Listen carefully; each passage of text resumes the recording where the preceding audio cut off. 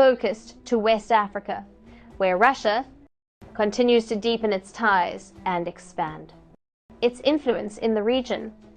Moscow has finally authorized a nuclear deal with two of its most notable West African friends, Mali and Burkina Faso. The ECO was breakaway states of Burkina Faso and Mali.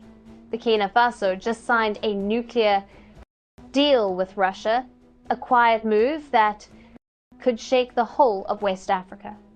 But why would a country battling blackouts bet everything on nuclear power? And why now with Russia? Let's find out. For years, Burkina Faso has been trapped in a relentless cycle.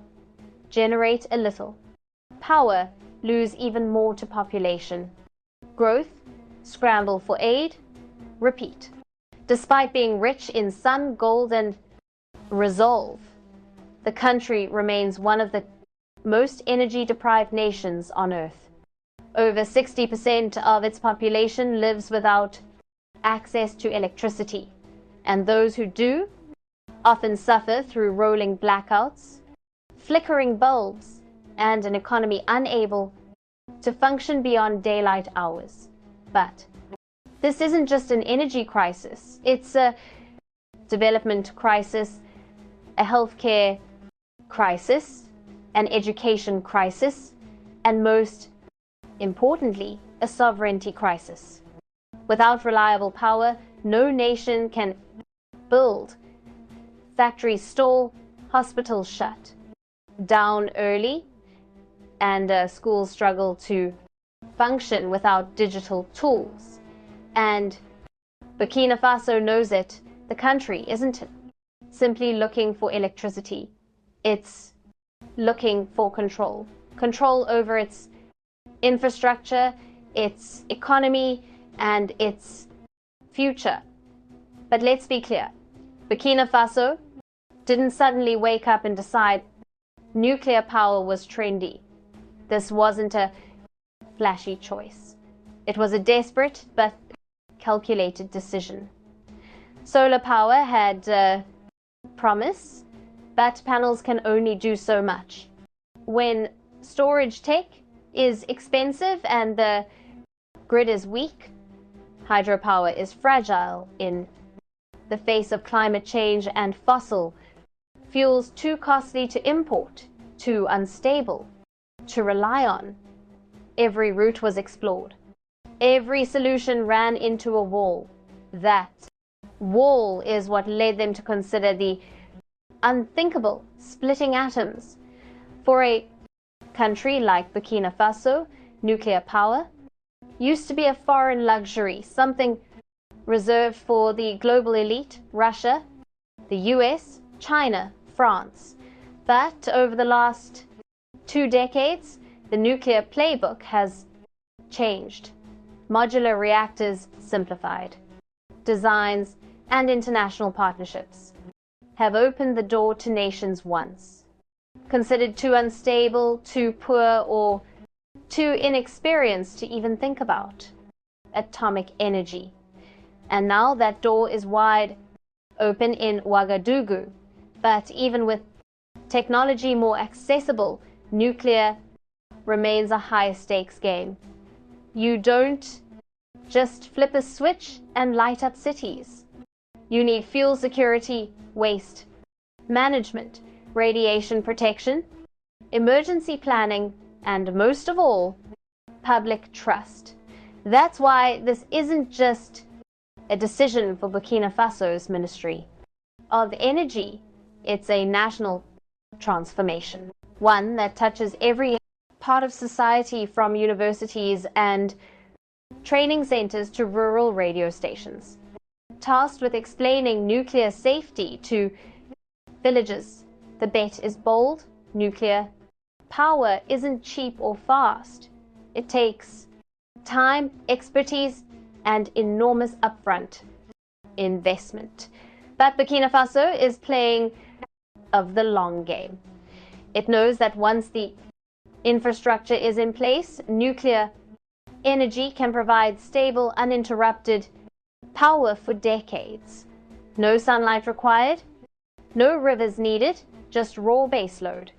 Electricity that can keep hospitals running at night, factories operating around the clock, and water treatment.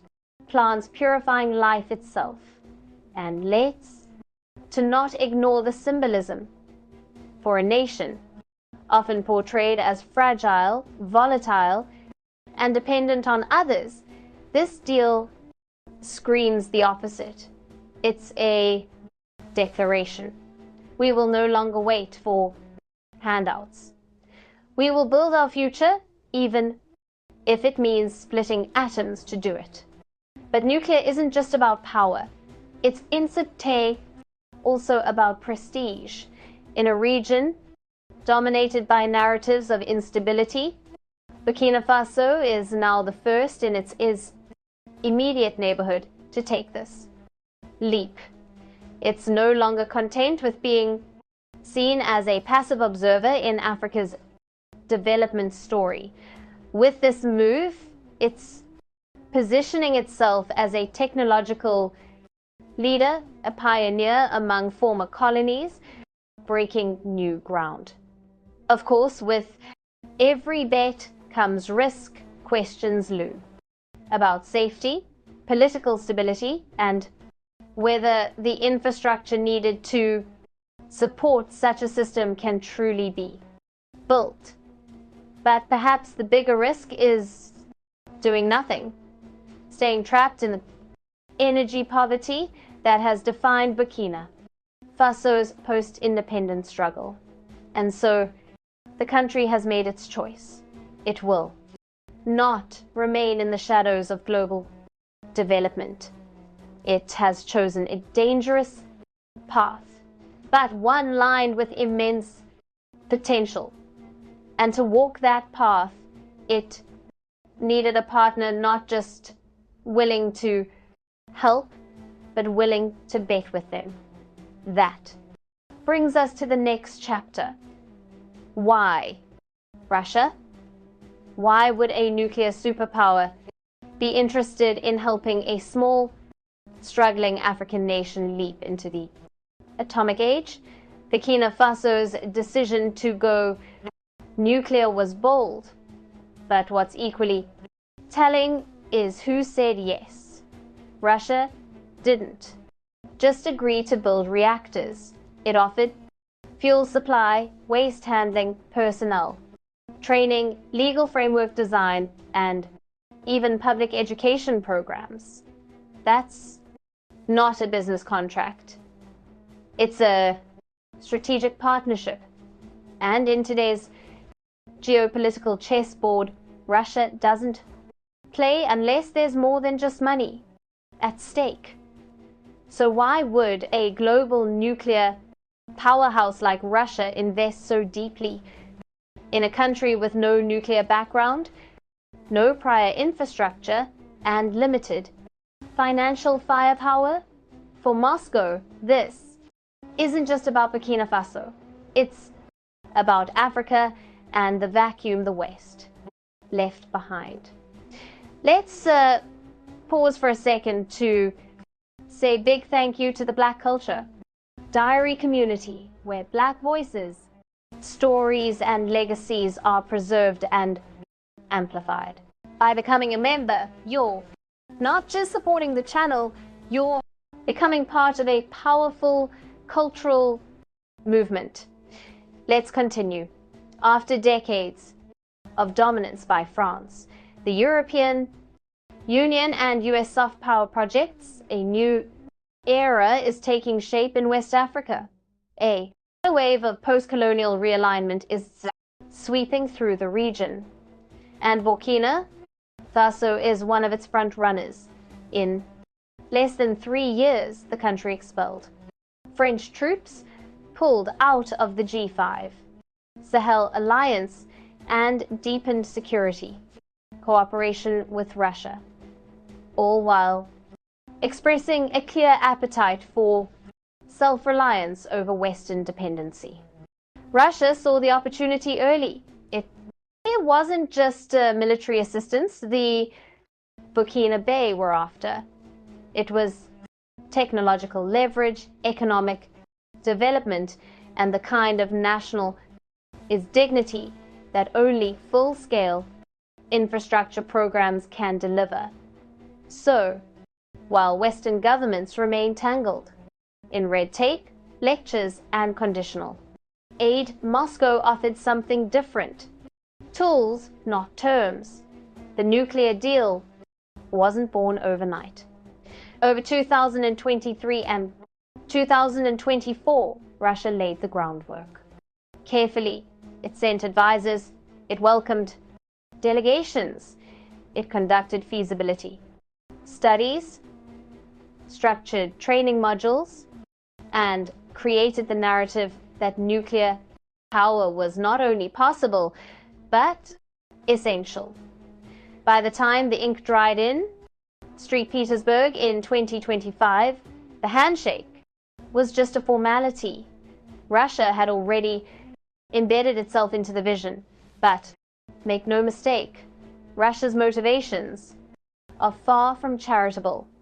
This deal grants Moscow something far more valuable than money: influence at the core of a rapidly transforming region. West Africa, once considered France's exclusive backyard, is becoming a battleground of soft power, and Russia is claiming territory not with tanks, but with turbines and uranium. Nuclear energy is especially potent in this context. It's not like selling grain or trucks. It's high trust, high risk, and deeply technical. Once you're inside a country's nuclear infrastructure, you're part of their security architecture, their academic landscape, and their policy future. Russia knows that, and it's playing the long game. By embedding Rosatom into Burkina Faso's scientific, legal, and energy systems, it's tying the country's future directly to Russian expertise and supply chains. There's also a broader narrative at play. One, Russia has been quietly building for 4 years. We are the partner the global South deserves. From Egypt to Zimbabwe, Moscow has offered nuclear cooperation as a path to autonomy free from IMF conditions, Western geopolitics, or green hypocrisy. Burkina Faso is the no-nay latest addition to this growing club, and its decision reinforces the message. Nations no longer need to look west to develop. And then there's the symbolism. Burkina Faso's shift toward nuclear power under Russian guidance sends a strong message to its neighbors, especially Mali and Niger, who are also drifting away from the French sphere and showing interest in similar deals. Moscow is positioning itself not just as a partner, but as a model for technological independence, one that appeals to governments tired of being treated like clients rather than equals. But the stakes are more than symbolic. With uranium deposits in Niger, political realignments across the Sahel, and a growing chorus of African leaders calling for resource sovereignty, Russia is placing its bet where others hesitate. It's using nuclear diplomacy to construct a network of loyal, empowered allies, not just for energy collaboration, but for defense, trade, and political backing in global institutions like the UN. So when Russia said yes to Burkina Faso, it wasn't an act of kindness. It was an act of calculation. The Kremlin sees what others have ignored. The future of global influence runs through Africa, and it won't be won by speeches. It'll be won by cables, reactors, and megawatts. But what exactly does this deal include?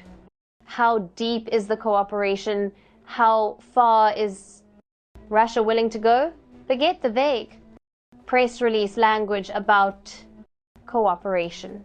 The signed document is a sprawling, multi-layered construction schedule that reads more like a national transformation plan than an energy contract. It unfolds in 4 deliberate phases, each deeper and more entwined with Burkina Faso's institutions than the last. Phase 1. The moment the ink dried in St. Petersburg, teams from Rosatom's International Business Directorate flew to Ouagadougou to launch a milestone zero audit, an exhaustive review of Burkina Faso's legal codes, insurance statutes, emergency response, capacity, and even zoning maps. Within 18 months, the parties must deliver a standalone Nuclear Safety Act written line by line with IAEA lawyers, a financing framework that splits costs, 7,030 between a low-interest Russian export credit line and a new Burkina sovereign green bond, and a bespoke security doctrine integrating local gendarmes, Russian advisors, and satellite-based perimeter sensors. No. Concrete is poured until every clause is ratified. But once Parliament passes the Safety Act, the next phase begins. Automatically. No additional political vote required. Russia ensured the runway is clear. Phase 2.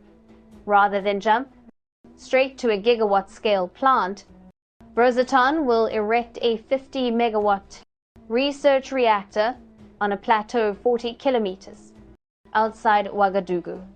It's the newest version of their modular RMBB 50 shipped in prefabricated sections and assembled like oversized Lego under a fabric dome to shield construction from Sahel dust storms. This reactor is not about lighting up the grid. It's about forging capacity, medical-grade isotopes for cancer therapy. At Yalgato Hospital, neutron activation. Labs to certify gold purity for the mining sector, and an on-site training simulator where Burkina Faso engineers can fly a reactor's control room before a single uranium pellet is loaded. Rosatom of shoulders 100% of the enriched uranium supply for the first 10 years returning. Spent fuel to its Siberian reprocessing plant, a clause designed to calm international watchdogs worried about proliferation. Phase 3. If the research unit operates safely for 24 consecutive months, an automatic trigger clause kicks in. Construction of a twin unit for 40-megawatt pressurized water plant. The VVER 440 Arctic Sahel variant tweaked for searing. Heat, erratic rainfall, and a notoriously dusty Harmattan season. Rosatom commits to building a 330 a kilovolt transmission backbone that stitches the coastal trade city of Bobo, Julasso, the tomato processing hub in Cumbia, and the manganese mines in Tombo into a single synchronous loop, fabricating 30% of non-nuclear components locally. Think concrete, segments, rebar switchgear casings, jump-starting a homegrown heavy industry. Cluster and training 500 Burkina Faso technicians through a new nuclear engineering faculty at Joseph Kazebo University, funded by Moscow but staffed by African professors from Egypt, Nigeria, and South Africa to avoid accusations of neo-colonial brainwashing. Phase 4. After grid connection, the partnership shifts from construction to stewardship. A joint venture called Sonoki BF holds the plant license, 51%. Burkina State, 49% Rosatom profit. Allocation is frozen for 25 years, guaranteeing Burkina Faso a majority. Revenue stream while letting Russia recoup its capital. Meanwhile, an in-country fuel fabrication annex is penciled for 2035, contingent on geologists confirming commercially viable uranium deposits near Marcoy. If proven, Burkina Faso could one day supply its reactors and sell surplus to Mali or Niger under Russian fuel bank. Oversight. Every phase threads new obligations into the national fabric. School curricula add atomic physics modules. The civil service exam reserves slots for radiation health officers. Even the Agriculture Ministry wins a neutron irradiation and its influence in the region to create. Moscow has finally authorized a nuclear deal with strains. In essence, Rosatom is not merely wiring in a power plant. It is wiring itself into every ministry, classroom, and industrial park. Yet, such an all-encompassing build-out raises another question. Even with the best blueprints, can a nation grappling with security, threats, limited fiscal headroom, and public skepticism truly carry a nuclear program to the finish line? Financing gaps, insurgent sabotage, and misinformation campaigns could derail the bravest timeline, and that leads us to the looming challenge no reactor design can solve on its own. Can Burkina Faso and Russia protect this atomic vision from the enemies it will inevitably attract? Here's a reminder to please like and share the video, and subscribe to our channel to watch more videos on Black culture, history, civilization, and identity. Let's continue now. For every megawatt of electricity promised by Burkina Faso's nuclear leap, there's an equal and opposite force determined to pull the plug, because this isn't just a technical project, it's a geopolitical tremor. And tremors unsettle those who once sat comfortably on the tectonic plates of African influence. Not everyone wants a nuclear-powered Burkina Faso. Some forces want it to collapse. The most immediate threat is domestic, but it doesn't come from public protests or anti-nuclear campaigners. It comes from insurgents.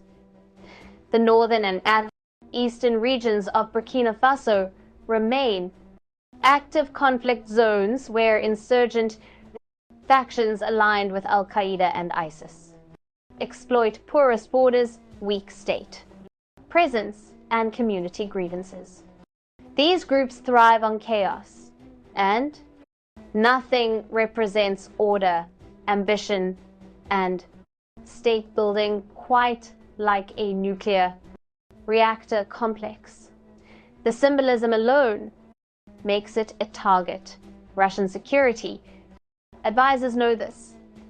They've already begun working with Burkina Faso's military to draft a security perimeter strategy that mirrors tactics used to defend Rosatom projects in volatile areas like the Arctic or Siberian rail lines, a ring of drones, satellite, surveillance, biometric checkpoints, and sniper outposts is already being proposed around the reactor site. But the deeper question is, how do you protect ambition in a country that is still in some areas fighting for territorial control? Then come the international saboteurs, the ones who smile in summits but whisper in back rooms. France, once the unchallenged overlord of West African infrastructure, has watched its regional dominance erode year by year. Ouagadougou's turn toward Moscow isn't just offensive, it's humiliating. French companies like EDF and AVA, once top contenders for African energy projects, have been locked out of the deal. And worse, the Burkina Faso, the government has made it clear they didn't even consider Paris. Now, French diplomats are quietly lobbying the International Atomic Energy Agency, IAEA, and Western donors to apply. Pressure. That pressure takes many forms, raising concerns about reactor safety, delaying project insurance, underwriting or citing instability as a reason to stall global support. This is slow-motion sabotage. But make no mistake, it's sabotage nonetheless. The United States publicly indifferent, privately anxious. Washington never had a strong influence in Burkina Faso, but it did have soft power, no NOSes, development programs, and counter-insurgency cooperation. That's now slipping. More importantly, US. Policymakers worry that Russia is using nuclear deals to deepen its grip across Africa. And they're not wrong. The Burkina Faso project fits into a larger pattern.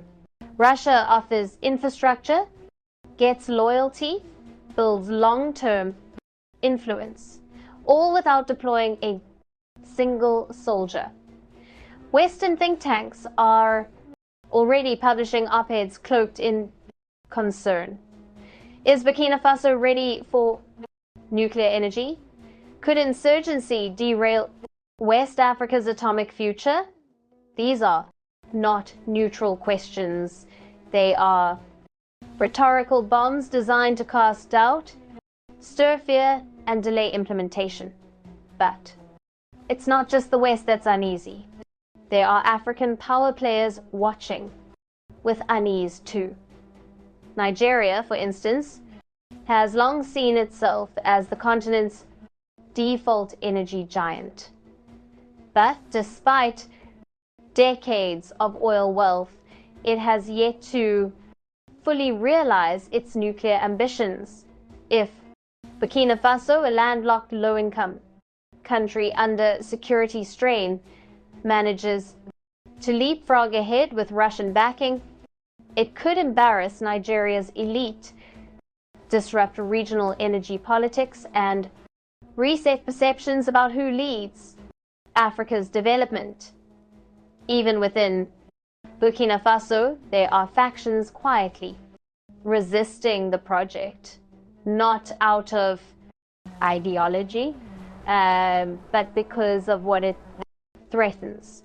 The fossil fuel import lobby, long entrenched in government procurement channels, stands to lose. Hundreds of millions as diesel contracts evaporate. Some opposition politicians, sensing political opportunity, have begun warning about atomic colonialism, accusing the Huna of surrendering sovereignty to Russia in exchange for radioactive dependency. And yet, despite all these forces, armed, diplomatic, economic, and rhetorical, this project continues. Why? Because Burkina Faso's leadership sees nuclear power not just as a power source, but as a shield a shield against energy poverty, a shield against dependence, a shield against being ignored. But ambition alone can't protect infrastructure. For this nuclear dream to survive, public trust must be built, the narrative must be controlled, and enemies, foreign and domestic, must be outmaneuvered. So, how will Burkina Faso maintain momentum while holding off sabotage? How will it convince its people and the world that this isn't just another foreign-built project destined to rot? That's the real question Burkina Faso now faces. Not whether a plant can be built, but whether this entire nuclear venture can be owned by the people it's meant to uplift. Because the enemies are real, the risks are high, and the eyes of the world, both hostile and hopeful, are watching. For this project to survive, it cannot be treated as an import. It must become Burkinabe to its core. And that begins with the hardest part of any technological revolution, convincing the public to believe in something they can't yet see. Most citizens don't understand what a neutron is. They don't know what enriched uranium looks like. Many associate the word nuclear with bombs, Chernobyl, or disasters in places they've never heard of, but fear instinctively. In villages still lit by kerosene and candlelight, the promise of atomic energy sounds like science fiction, or worse, foreign trickery. For a government already navigating delicate political terrain, this is more than a communications challenge. It's a legitimacy test. That's why quietly but systematically a massive public awareness campaign is underway. Billboards are rising in Ouagadougou, showing smiling nurses using nuclear-powered diagnostic machines. Local radio stations now host weekly science segments in Moor and Dula, explaining how radiation can improve crop resilience. A traveling atomic caravan has been dispatched, a rolling science fair that visits schools, markets and mosques, letting ordinary in. People ask blunt questions. Will it explode? Will it poison our water? Will we still own our land? Instead of dodging, the government is answering, with Burkinabe scientists, not Russian, envoys. This isn't accidental. It's a strategy. The administration knows the only way to inoculate the project from foreign smear campaigns and local resistance is to turn the narrative into a national achievement. At the heart of this approach is human capital. It's one thing to build a reactor. It's another to staff it, regulate it, and explain it. That's why Burkina Faso isn't just importing Russian engineers. It's launching a generation of its own. Over 200 students have already been selected for nuclear science scholarships in TMS and St. Petersburg. While others are studying law, ethics, and radiation medicine. The goal is clear. Within 10 years, Burkina Faso wants every key position in its nuclear sector held by a Burkinabe. But even this isn't enough to sustain a project of this magnitude. The ecosystem around it must be nourished. That's why plans are in motion to connect the nuclear industry to other sectors. Agriculture, using gamma irradiation to improve seed. durability, and reduce post-H harvest. Losses, healthcare, equipping hospitals with nuclear imaging tools now possible, with locally produced isotopes, mining, authenticating the country's gold and manganese exports through advanced radiation-based assay techniques. Each of these initiatives serves a purpose beyond utility. They prove to the public and to doubters abroad that nuclear energy in Burkina Faso isn't some isolated mega project built for elites. It's a national multiplier stretching across regions, industries, and income levels. Still, infrastructure and awareness don't guarantee permanence. What ensures sustainability is institutional resilience. That's why the government, in collaboration with the African Commission on Nuclear Energy AF, CONE, is creating a national nuclear authority and independent watchdog designed to outlive political cycles, military transitions, or foreign pressures, staffed by scientists, auditors, and legal scholars. Its mandate is both regulatory and symbolic, to prove that Burkina Faso isn't just borrowing power, it's mastering it.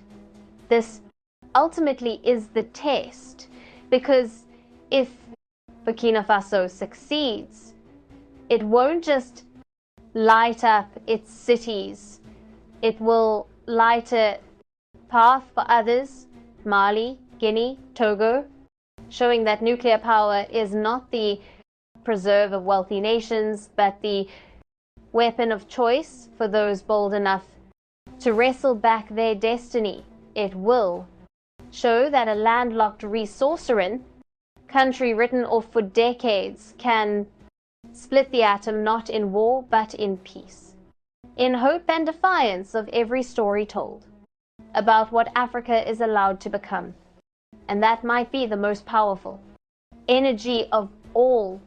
Do you think nuclear energy is the right solution for Africa's power crisis?